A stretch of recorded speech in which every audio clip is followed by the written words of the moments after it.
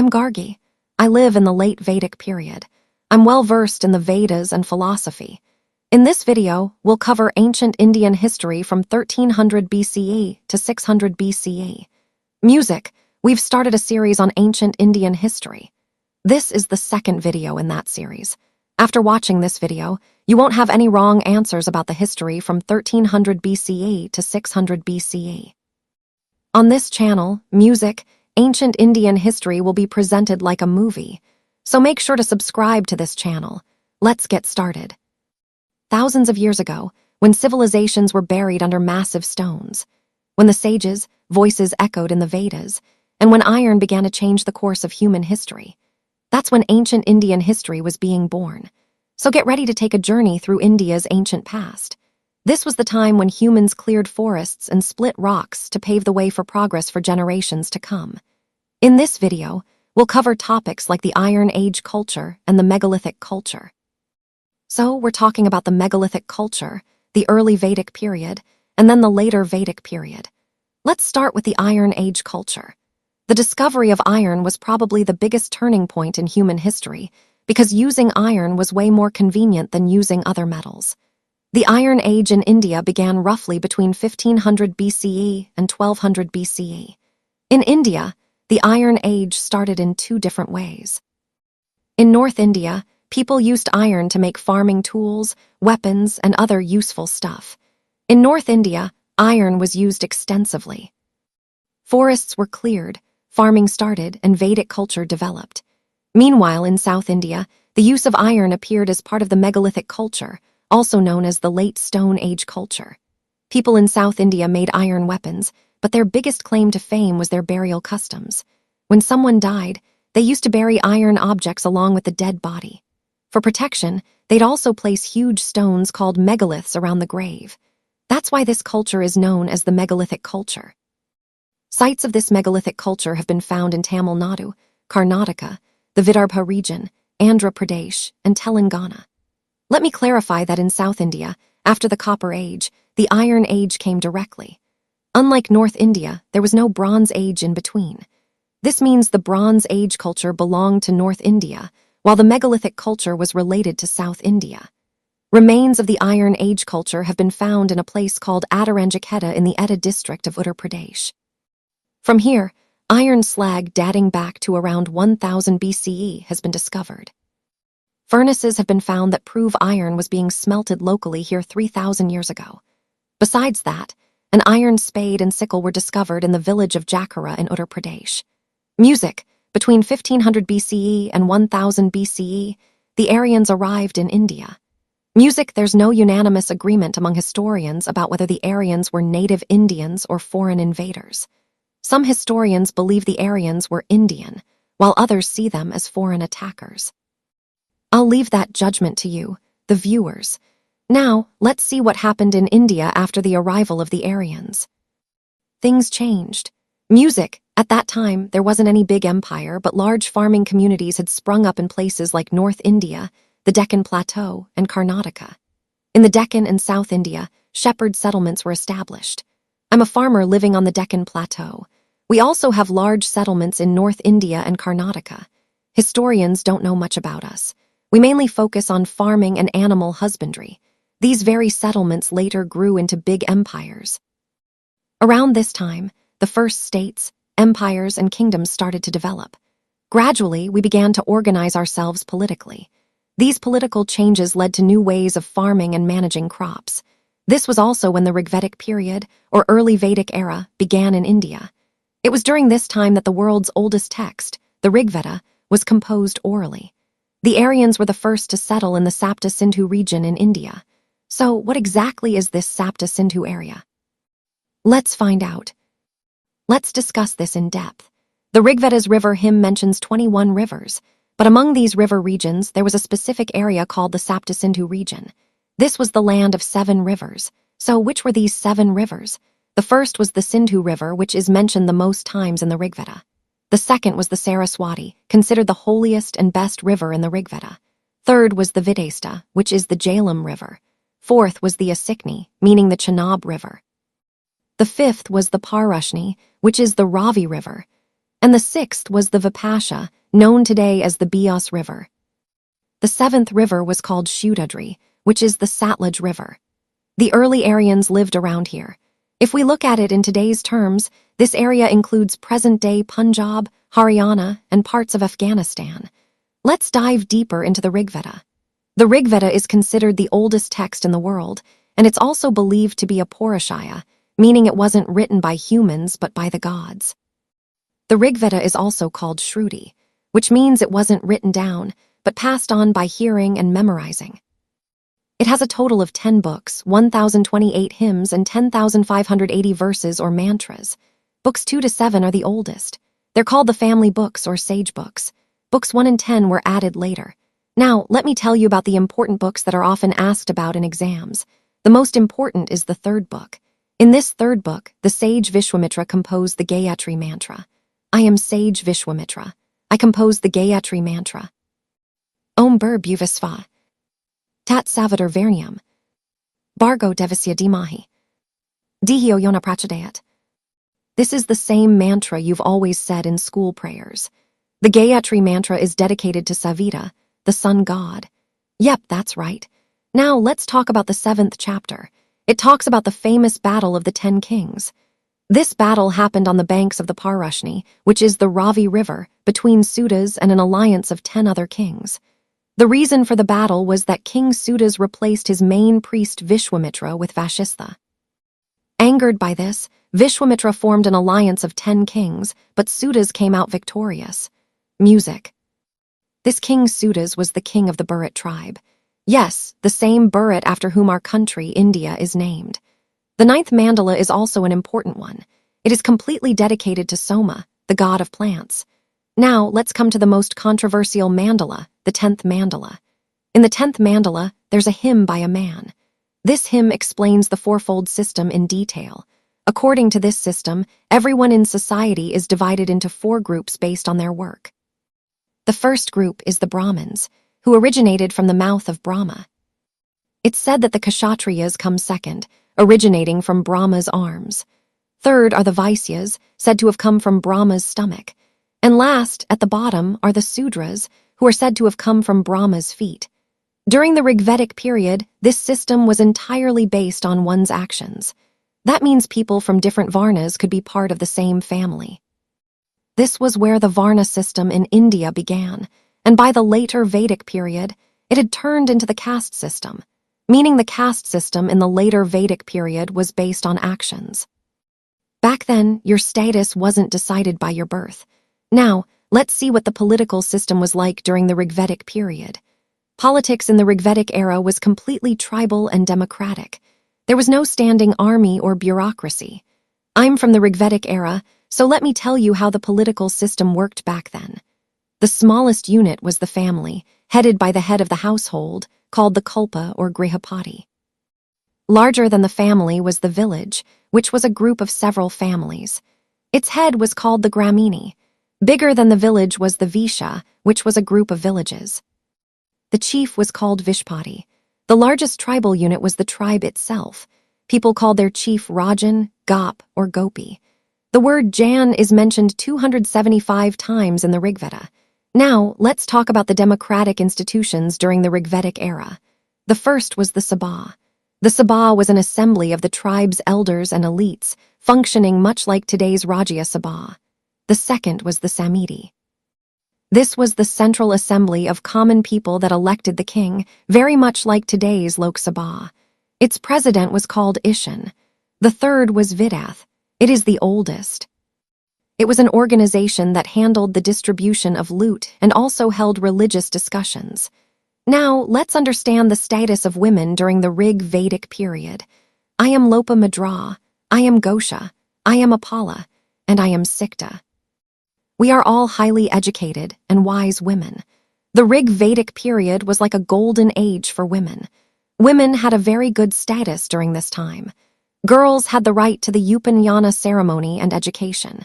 They could participate in assemblies and political institutions like the Vidha, child marriage. There was no purdah system back then.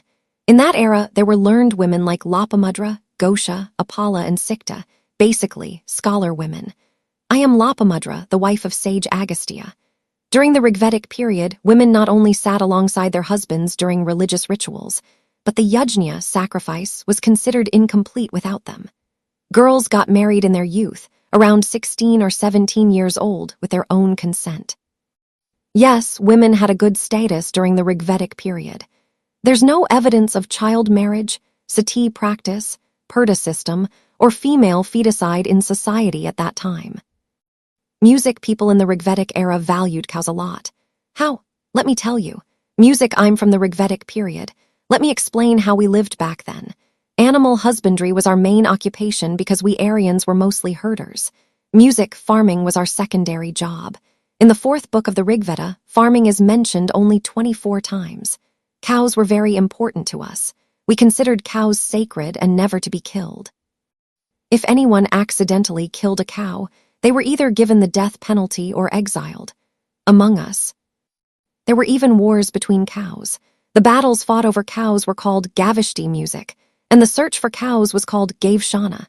We measured time by something called Godhulai and distances by Gavuti. Some non-Aryan people from the Pan caste used to steal our cows. Now, let's see what the lifestyle and food habits of people during the Rig Vedic period were like. People back then were both vegetarians and meat-eaters. Their main food was Keshur Pakodanam, which is like kheer, made from milk and ghee. Soma juice was a sacred drink made from herbs found on the Manjavant mountain, while Sura referred to alcohol. They were criticized in society. They had 3 types of clothes. The cloth worn below the waist was called Nivai. The main garment worn above the waist was called Vas. The cloth draped over the shoulders, like a shawl or dupatta, was called Idhivas. Now, let's talk about the Rigvedic religion. The Aryans worshipped natural forces. They were polytheists, meaning they worshipped many gods. But in the end, they believed in one ultimate god, that is, Ekam Sat Vipra Bahadha Vadanti. The truth is one, but sages call it by many names. These were the gods they worshipped. They can be divided into 3 groups. One group included gods of space like Indra, Marut, and Rudra. The second group consisted of sky gods like the sun, Varuna, Mitra, and Vishnu. The third main group were earth gods like Agni, Soma, and Prithvi. Indra was the greatest god, and there are 250 hymns dedicated to him. He is called Purandar, meaning the breaker of forts, and is also the god of rain. Agni was the second most important god, with 200 hymns written for him. Agni was seen as the messenger between humans and gods, the third major god. This is Varuna. He's called the guardian of RTA, which means cosmic or moral order. Now, let's take a look at the rules about marriage during the Rigvedic period. I am a woman living in the Rigvedic era. In our society, normally, the tradition was to have one wife. Some important people like kings and ministers had more than one marriage, but regular folks considered having just one wife as proper. Now, I'll explain how our society understood and accepted Anuloma and Pratuloma marriages. They used to do this. When a Brahmin or Kshatriya man married a woman of a lower caste, it was called an Anulam marriage. This type of Anulam marriage was accepted in society. People considered it normal and acceptable. But if a woman from a higher caste married a man from a lower caste, society frowned upon it and deemed it unacceptable. Yes, now that you know the marriage rules, let me tell you that if a girl doesn't want to get married and chooses to remain unmarried her whole life, staying at her father's home and studying the Vedas and Vedangas, then this. Girls of a certain kind were called Amaju. They had the right to support from the ancestral property. Now, let me tell you some important things about the Rig Vedic period. First, let's talk about the military system. Back then, the tribe's king didn't have a permanent standing army. During war, the tribe's youth would come together to form the army. Next, let's discuss the tax system. In the Rig Vedic period, the king didn't collect any taxes. Instead, the people would voluntarily give gifts to the king, which were called bali.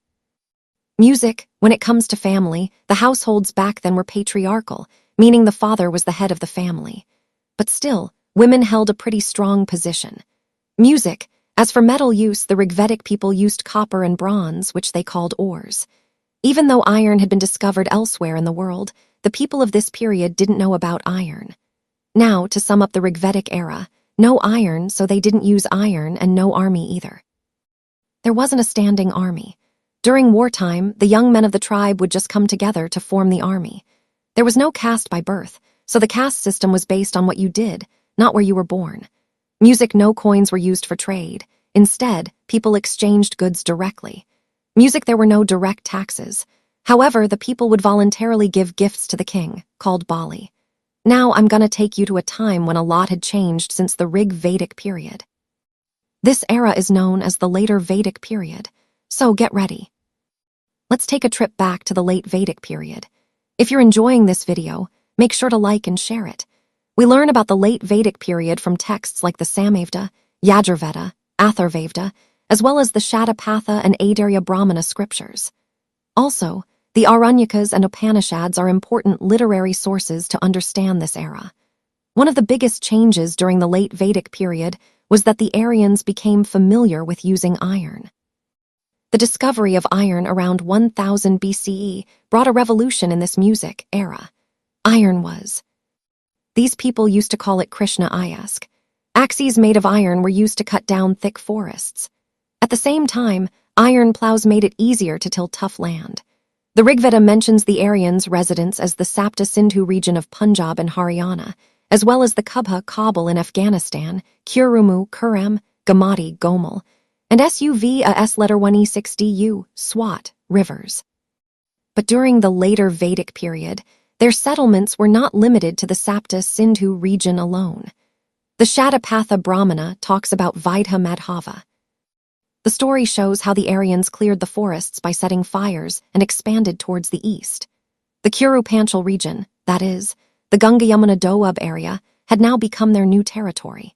In this video, we saw that during the Rigvedic period, the Aryans were mostly shepherds. Animal husbandry was their main occupation.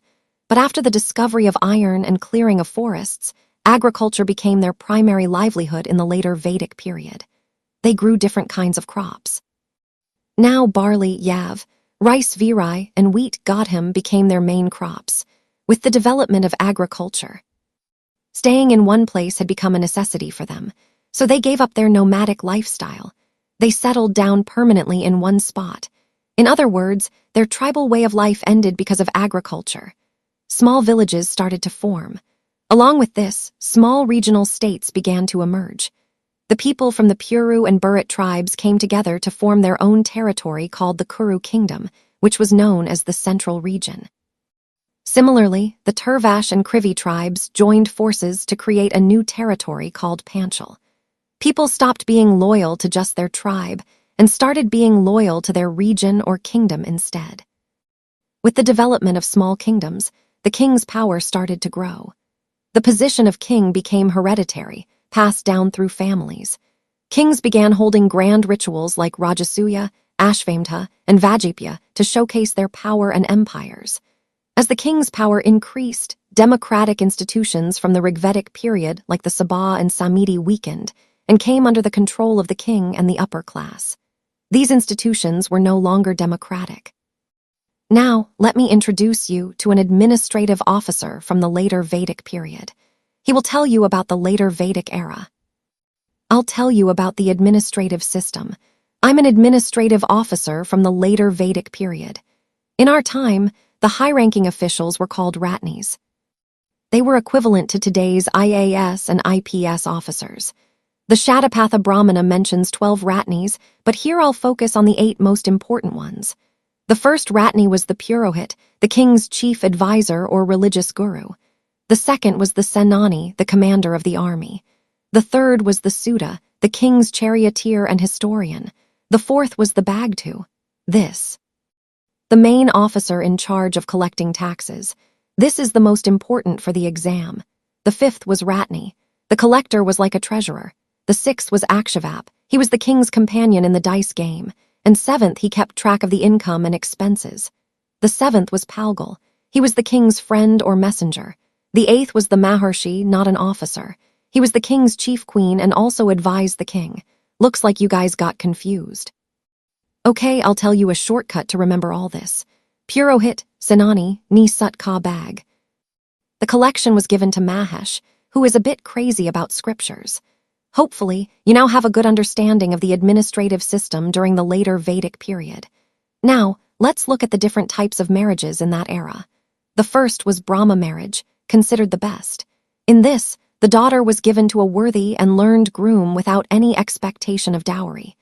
The second was Deva marriage, where the daughter was given to the priest performing the yajna. The third type was Arsha marriage, where the groom's side gave a symbolic gift like a cow or bull to the bride's family and took the bride in return. So this type of marriage was called Arsha marriage. The fourth type was Prajapatiya marriage. In this, the bride's father would counsel the groom about fulfilling household duties and then get the marriage done. The fifth was Gandharva marriage, which we can call love marriage. When the boy and girl married each other out of their own will and love, it was called Gandharva marriage. The sixth was Asura marriage. In this type, the groom's side would pay money to the girl's family to basically buy her. This kind of marriage was not considered good in society. The seventh type of marriage was Rakshasa marriage. This was also considered a low-class kind of marriage. This involved forcibly abducting a girl and marrying her. In other words, without the girl's consent, she was kidnapped and forcibly married. During wars, when soldiers would take women or girls with them, these kinds of marriages happened. The eighth and final type of marriage was called Paishach marriage. It was basically a form of sexual assault. Among the different types of marriages, Paishach was considered the worst. It involved exploiting a woman through deceit, trickery, or taking advantage of a woman who was unconscious, due to madness, intoxication, or sleep. Marriage was a big deal back then. Among the different types, Brahma, Deva, Arsha, and Prajapatiya marriages were considered the best. Gandharva marriage had limited social acceptance, but marriages like Asura, Rakshasa, and Paishacha were looked down upon or seen as inappropriate. Now, let's talk about the religious texts from the post-Vedic period. We know that the Rig Veda was composed in the pre-Vedic period, before the rest. The other three Vedas were written during the post-Vedic period. After Rig Veda came the Samaveda, which is considered the oldest source of music. The priest who chanted its mantras was called the Adgata. Music, the third Veda, was the Yajurveda. This Veda contains the rules and procedures for rituals and sacrifices. It's the only Veda written in both prose and poetry. The priest for this Veda was called the Advaryu. Yajurveda has two parts, the Krishna Yajurveda and the Shukla Yajurveda. The difference between them is that in the Krishna Yajurveda, the mantras and their explanations are mixed together, whereas in the Shukla Yajurveda, the mantras and explanations are written separately. Music, the last Veda, was the Atharvaveda. It contains magic. Tona, ghosts, spirits, medicines, and spells for controlling others are all included here. In this context, assemblies and committees are referred to as the two daughters of Prajapati. Their priest was called Brahma. Besides the Vedas, other religious texts were written during the later Vedic period. These were the Brahmanas. The Brahmanas were written to explain the complexities of the Vedas in simpler language. The largest Brahmana text was the Shatapatha Brahmana. This text describes the four main agricultural activities: plowing, sowing, harvesting, and stacking. After this, the important texts were the Upanishads, which are also known as Vedanta. They number 108. These are purely philosophical texts. Unlike other religious scriptures, the Upanishads seem to have a more modern outlook. They oppose ritualistic practices and emphasize the path of knowledge, focusing on the soul and the ultimate reality, Brahman. In the Chandogya and Brihadaranyaka Upanishads, there are conversations that highlight knowledge as the greatest power. Some stories suggest that, at times, truth, knowledge, and character were valued more than birth, even though in society, Sudras were considered the lowest caste. I had gone there, but in one place in the Upanishads, it is written that the soul is unborn, eternal, and pure. It is neither a Brahmin, nor a Kshatriya, nor a Vaisya, nor a Sudra. There are two other important religious texts in the Upanishads. One is the Mundaka Upanishad, and the other is the Katha Upanishad. India's national motto, Satyam Vijayate, truth alone triumphs, is taken from the Mundaka Upanishad. Now, let's talk about the Katha Upanishad. This Upanishad is famous for the dialogue between Acharya Yama and Nachikta about the soul and death. Now, let's discuss the gods of the post-Vedic period. The gods of the Rig-Vedic period and those of the post-Vedic period. The gods were different too. The biggest gods of the Rigvedic period, Indra and Agni, lost their importance during this time. Instead, a new trio of gods came into existence. Music. This trio, called the Trimurti, consisted of three gods: Prajapati, whom we know as Brahma, Rudra, whom we know as Shiva, and Vishnu. Prajapati, or Brahma, was considered the creator of the universe. He was the supreme and most beloved god of the later Vedic period. The second in rank was Rudra, who was initially the god of animals but was later worshipped as Shiva. Here we go. Music. The third god was Vishnu. He was the protector of the Aryan tribes and a deity for the welfare of the people. There was another god named Pushan. In the Rig-Vedic period, Pushan was the god of cattle. But in the later Vedic period, his status changed, and he was made the god of the Sudras. Now let's talk about the worship practices in the later Vedic period. While in the Rig-Vedic period, religion was very simple and natural, with more emphasis on inner devotion and faith. In the later Vedic period, simple prayers were replaced by pure pronunciation of mantras and complex rituals. It was believed that gods didn't reward you because of your faith, but because of the offerings made in the yajna, sacrificial ritual, and the precise chanting of mantras. This took away the spiritual essence of Dharma, turning it into just a mechanical process. Under the influence of Brahmin texts like the Shatapatha Brahmana, kings and the upper class started performing these yajnas that lasted for months or even years, just to show off their status. These rituals often involved animal sacrifices. In the post-Vedic period, religion became associated with costly yajnas, animal sacrifices, and priestly dominance. It got stuck in Brahmanism. The priestly class declared themselves the only go-between, like messengers between God and humans. In return for performing rituals, priests were given huge amounts of gold, clothes, horses, and thousands of cows. The rituals became so complicated that an ordinary person couldn't perform them anymore. Now, let me tell you about the famous ashram system of the post-Vedic period. Assuming a human life to be 100 years, the ashram system was established during this time. The concept of ashrams was first mentioned in the Jabal Upanishad. Here's the translation into colloquial and authentic English. You get a step-by-step breakdown. There were 4 ashrams, which were like stages of life. The first one was the Brahmacharya ashram. A person followed this from birth until about 25 years old. This was the time for a child's education and learning. The second was the Grihastha ashram, which lasted from 25 to 50 years of age. The main purpose of this stage was to achieve dharma, artha, and kama. Dharma means doing good deeds like charity for the growth of righteousness. Artha means earning money, and kama means getting married and having children. This stage was considered the pillar of all the ashrams because all the others. Ashrams depended on the householder stage to meet their needs. The third stage was the Vanaprastha ashram, which lasted from age 50 to 75. In this stage, people developed a spiritual inclination and started preparing to give up their household life. The fourth stage was the Sannyasa ashram, lasting from 75 to 100 years of age. This stage focused on completely renouncing the world and attaining liberation. The Sannyasa ashram was established at the very end of the late Vedic period. Before that, only the first 3 ashrams were practiced. Music. Now, let's look at the late Vedic period.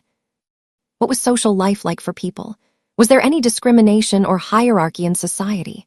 For example, as we saw, during the Rigvedic period, the caste system was based on one's work. But in the later Vedic period, the caste system became based on birth. That means whichever caste or class a person was born into, they couldn't change it, no matter how talented they were or how many skills they learned. The main reason behind this strict caste system was political. Music. As income from agriculture increased, the ruling class, meaning the kshatriyas and priests. So basically, the Brahmin class tied this system to birth to keep control over economic wealth, making sure they stayed on top and kept their privileges. The Brahmins were the highest and most important caste. I'm a Brahmin from the post-Vedic period. In the caste system, my position is the highest. My job is to study, teach, and accept donations. Yes, Brahmins or priests held the top spot in society. According to the texts, they were the ones who didn't have to pay taxes. Avidya means one who cannot be killed. Next comes the Kshatriya class, that's the ruling class. I'm a Kshatriya. You can also call me a king. My job is to protect the people, fight wars, and deliver justice. Yes, because of land and kingdom expansion, the political power of the Kshatriya class had increased a lot. The Brahmins and Kshatriyas together became the ruling or exploiting classes of society, and both were completely exempt from taxes. Now, third comes the Vaisya class. I am a Vaisya. My work is to do farming, raising livestock and doing business. I'm the one who pays all the taxes for the entire empire. Yes, in the later Vedic texts, the Vaisya is described as Anasya Balkrit, meaning the one who pays taxes to others, and Anasya Adya, meaning the one who is exploited or taken advantage of by others. This was because the responsibility of paying taxes for the whole empire rested solely on the Vaisya caste. Keep in mind, Brahmins, Kshatriyas, and Vaisyas were all twice-born. Twice-born means they underwent the Upanayan ceremony. This Upanayan ceremony was considered a second birth. People from these three Varnas had the right to get an education. Now let's talk about the fourth Varna. The Varna that was at the lowest rung in the caste system was the Sudra Varna. I'm a Sudra. I'm seen as the lowest. My job is to serve the other three Varnas above me. I don't have the right to get an education. During the post-Vedic period, I was exploited the most. Yes, I was the only Varna considered Advija, not twice-born. People from the Sudra Varna were not allowed to have the Upanayan ceremony, which means they couldn't wear the sacred thread. This Varna. People weren't even allowed to learn from the Vedas. According to Aittreya Brahman, Sudras were considered servants to the three higher Varnas and could be punished or even killed at will. In the later Vedic period, the justice system was also based on caste. For the same crime, higher castes got lighter punishments while lower castes faced harsher physical penalties. Still, during this later Vedic period, extreme untouchability against Sudras wasn't common. Though socially seen as lower, Sudras could be seen without much issue. Touching him or his body wasn't considered a sin. Among the Sudras, there was a group called Rathkar. These were the craftsmen who made chariots. These people were respected in society because, back then, chariots were the main means for war, travel, and royal prestige. So chariot makers were seen as very useful. The strong hatred and untouchability towards Sudras started in the later part of the post-Vedic period, which is also called the Dharmashastra or Smriti period. During this time, texts like Manusmriti were written. We'll talk more about that in the next video. As time went on, things got worse for the Sudras, with more and more oppression. Over time, the caste system became harsher. Brahmins held excessive power. Vaisyas were economically exploited, and Sudras faced social discrimination. This growing dissatisfaction in society eventually led to major religious revolutions like Buddhism and Jainism around the 6th century BCE, 600 BCE, which directly challenged the birth-based caste system. Now, let's look at the status of women during the later Vedic period. Compared to the Rig Vedic period, in the later Vedic period, the situation had worsened a lot for them. Many of their rights were taken away. The girls were completely banned from performing the Upanayan ceremony. Once the Upanayan ritual was stopped, they were automatically denied the right to education. Now, they were left with only two things to do. One was housework, and the other was having children. During the Rigvedic period, women used to participate in the debates of tribal institutions like Sabha, Samiti, and Vedatha, and were part of the decision-making process. But even in the later Vedic period, we find examples of this in the Aittreya Brahmana. The Namaka text and the Maitrayani Samhita, which is a branch of the Yajurveda, mention this. I belong to the post-Vedic era. We are completely against giving any kind of rights to women. It's clearly written in the Brahmanas that daughters are the cause of all kinds of troubles, while sons are the protectors of the family. Let me give you another example. The Maitrayani Samhita, again a branch of the Yajurveda, says that there are 3 reasons for a man's downfall. The first is gambling, the second is drinking alcohol, and the third reason is woman. Yes, alongside these 2 evils, the woman was declared a third major evil.